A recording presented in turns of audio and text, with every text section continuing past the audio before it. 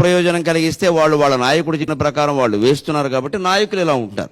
నాయకులకి ప్రత్యేకంగా మతాలు ఉండవు, పదవి ఒక్కటే వాళ్ళ మతం, వేరే మతం అనేది వాళ్ళకి అక్కర్లేదు. అందుకే అన్ని గుళ్ళల్లోకి వెడతారు, అన్ని మసీదుల్లోకి వెడతారు, అన్ని చర్చిల్లోకి వెడతారు. ఇంటికి వెళ్ళిన తర్వాత గదిలోకి వెడతారు, ఇంకెక్కడికి వెళ్ళరు. వాళ్ళకి ఏం అక్కర్ల, వాళ్ళకి ఓట్లు కావాలి. అందుకని వాళ్ళని మనం ముందు వశం చేసుకుంటే తప్ప ఇది సాధ్యమయ్యే వ్యవహారం కాదు. హిందువులందరూ ఒకే నియమానికి కట్టుబడి హిందూ ధర్మం మాకు నిత్యావసర పదార్థం, మాకు అన్నం ఎంతో, నీళ్ళెంతో, వస్త్రాలెంతో హిందూ ధర్మం మాకంతా.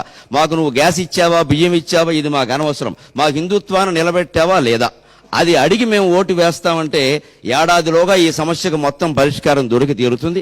ఇక అక్బరుద్దీన్ కాదు కదా, అల్లా కూడా మాట్లాడలేడు, ఇంకా అనుమానమే లేదు. ఇక్కడ మాట్లాడకుండా బతుకుతారు. వారి దేశాల్లో, పాకిస్తాన్లో హిందువులు ఎలా బతుకుతున్నారు, బంగ్లాదేశ్లో హిందువులు ఎలా బతుకుతున్నారు, లండన్లో హిందువులు ఎలా బతుకుతున్నారు, అమెరికాలో హిందువులు ఎలా బతుకుతున్నారు, అలాగే బతుకుతారు. అభ్యంతరం ఏమిటండి? ప్రతి దేశానికి ఓ ప్రధాన మతం ఉంది కదా. అందుకని ఈ దేశంలో హిందూ మతం ప్రధాన మతం అని పార్లమెంట్లో చట్టం చేసి మనం ప్రకటించి అన్ని హిందువుల యొక్క ఆలోచనల ప్రకారం జరుగుతాయి. మీరు అర్థం చేసుకోవలసిందే, ఏదైనా అంతే, జనాభా ఎక్కువ ఉంటే ఏది ఎక్కువ అని అందరూ ఒప్పుకుంటున్నారు కదా ఓట్లు, దాన్నే ఒప్పుకోవాలి. ఇంకొకటి మన వాళ్ళు కూడా ఎక్కువ మోసపోతున్నది ఏమిటంటే, ఒకే దేవుడు మాకు, మీకేమో 10 మంది దేవుళ్ళు ఉన్నారు అంటున్నారు.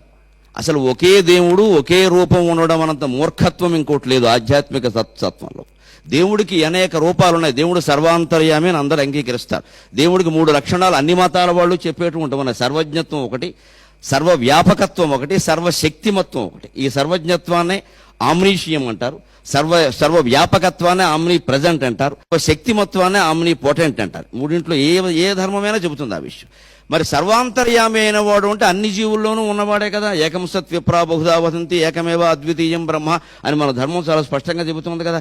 మరి ఆ దేవుడు ఎవడైనా, వాళ్ళు చెప్పేవాడు ఎవడైనా ఒకడే అయి ఉంటే ఎంతమంది దేవుళ్ళు ఎందుకు? నేను ప్రశ్నించారు కాబట్టి నేను ప్రశ్నిస్తున్నాను, లేదా మా హృదయం అది కాదు, మేము అలా మాట్లాడడం అసలు. కానీ అంటే ఒకడే దేవుడు, ఒకే రూపం ఉండి ఆ రూపమే, ఆ పేరే, ఇంకో పేరు పలకద్దు, అదే రూపము అనేది మిగిలిన వాళ్ళు ఎవరు దేవుళ్ళు కాదు కదా. ఆ దేవుడు ఒక్కచోటే ఉండి ఒక రూపంతోనే ఉంటే వాడు దేవుడే కాదు, దెయ్యం అవుతాడు ఖచ్చితంగా. ఒక చోట ఉండేవి దెయ్యాలు, అన్ని చోట్ల ఉండేవి దేవుళ్ళు. హిందువుల నమ్మకం అన్ని చోట్ల ఉంటాడు దేవుడు, హిందువుల దేవుడు మాత్రమే దేవుడు, అనుమానం ఏమీ లేదు. అన్ని చోట్ల ఉంటే దేవుడు అంటారు తప్ప ఒక చోట ఉంటే దేవుడు అనరు దాన్ని. అంచేత ఒకే దేవుడు అనే భావనే తప్పు. హిందువులు ఎవరు ఆ పిచ్చిలో పడకూడదు అసలు. మనం పూజిస్తున్నది ఒకే దేవుడిని అనేక రూపాల్లో పూజిస్తున్నాం తప్ప ఎంతో మంది దేవుళ్ళను మనం ఆరాధన చేయటం. భాద్రపద మాసం అంతా వినాయకుడికి 9 రోజులు పూజలు చేశాం. ఆశ్వీజ మాసం వెంటనే వచ్చింది, వాళ్ళ అమ్మగారికి 10 రోజులు పూజలు చేశాం, దసరా అని. తర్వాత కార్తీకం వచ్చింది, కుటుంబాన్ని పోషించే వాళ్ళ నాన్నగారికి నెలంతా చేశాం. ఇప్పుడు ధనుర్మాసం వాళ్ళ మేనమామ విష్ణుమూర్తికి చేస్తున్నాం, మనం ఏం బాధపడట్లా. రేపు సంక్రాంతి పండుగ వస్తే సూర్యారాధన చేస్తాం, రథసప్తం వస్తే సూర్యారాధన చేస్తాం, శ్రీరామనవమి వస్తే శ్రీరాముడిని ఆరాధిస్తాం. ఇన్ని రకాలుగా చేస్తూ కూడా ఎక్కడ హిందువు తన విశ్వాసాన్ని కోల్పోవడం లేదు. అంచేత వాళ్ళ బలహీనత ఏమిటంటే, ఇతర మతాల వాళ్ళకి పక్కకు ఆలోచిస్తే మనం మర్చిపోతామేమో, కోల్పోతామేమో అంటే నీ మతంలో ఉండే బలహీనత అంతా తెలుస్తూనేమో స్పష్టంగా. దీనికి ఏ వేదిక మీద ఎవడొచ్చి మాట్లాడినా ఏ మతం గొప్పదో వాదించడానికి కూడా మేము సిద్ధంగా ఉన్నాం. అన్ని మతాలు సమానమనేది మేము అంగీకరించడం అసలు మాకు కుదిరే వ్యవహారం కాదు. ఖచ్చితంగా వైదిక ధర్మమే గొప్పది, హిందూ మతమే గొప్పది, దాన్ని మించిన మతం లేదు ప్రపంచం మొత్తం మీద. ప్రపంచం మొత్తం మీద ఏ వేదిక మీదైనా ఎవడైనా అంతకంటే గొప్ప మతం ఉందంటే వాదించడానికి సిద్ధంగా ఉన్నాం. శాస్త్ర ప్రమాణాలతో అడ్డగోలు వాగుడు మాట్లాడొద్దు. ఇంకొకటి ముఖ్యంగా ఆయన అసలు ఆంతర్యం చాలా మంది గ్రహించారో లేదో పాపం, ఆయన బాధ ఏమిటంటే, హిందువులకు ఎక్కువ పండుగలు ఉన్నాయి, నెలలో 2 రోజులు సెలవులు ఎక్కువైపోతున్నాయి, మాకు ఎక్కువ పండుగలు లేవు, మాకు బక్రీదు రంజాను 2 ఉన్నాయి. అందుకని కూడా పాపం పండుగల సెలవుల గురించి కూడా కాదు ఆయన ఆవేదన. అలా ఏంటంటే వాళ్ళు ఎక్కువ మంది మత కలహాలు సృష్టించి రౌడీ షీటర్లుగా ఉన్నారు.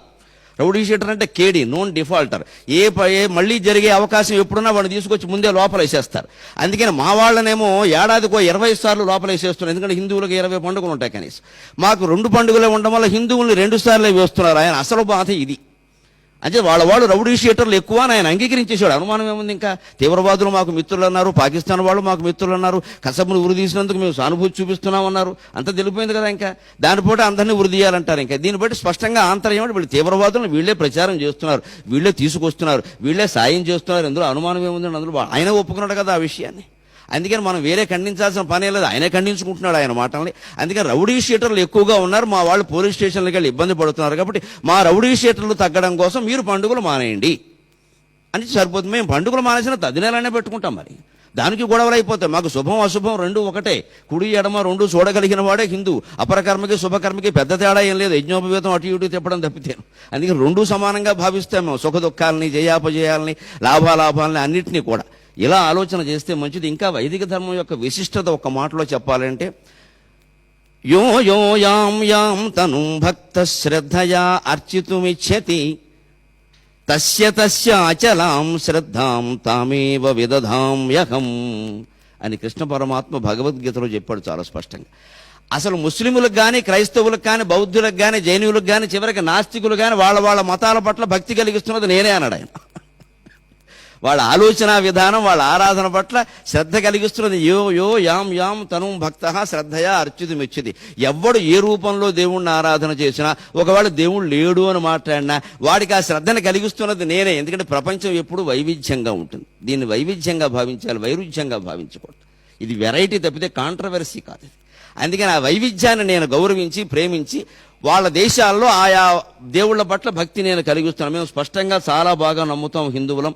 ఇక్కడ రాముడు అవతరించినట్టే అక్కడ క్రీస్తు అవతరించాడు, ఇంకో చోట ప్రవక్త అవతరించాడు. మేము స్పష్టంగా నమ్ముతాం ఆ విషయాన్ని. బుద్ధుడు అలాగే అవతరించాడు. మాకేమీ ఇందులో ఇబ్బంది ఏమీ లేదు ఆ విషయం. వారెవరూ దేవుళ్ళు కాదని మేము అనడం లేదు. కానీ వాడొక్కడే దేవుడు, వీళ్ళెవరో కాదు అంటే మాత్రం ఉరికిన వ్యవహారం లేదు.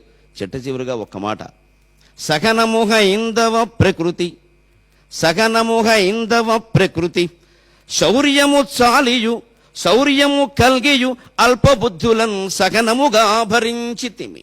సకనముహ ఇందవ ప్రకృతి, శౌర్యము కల్గియు అల్పబుద్ధులన్ సకనముగా భరించితిమి.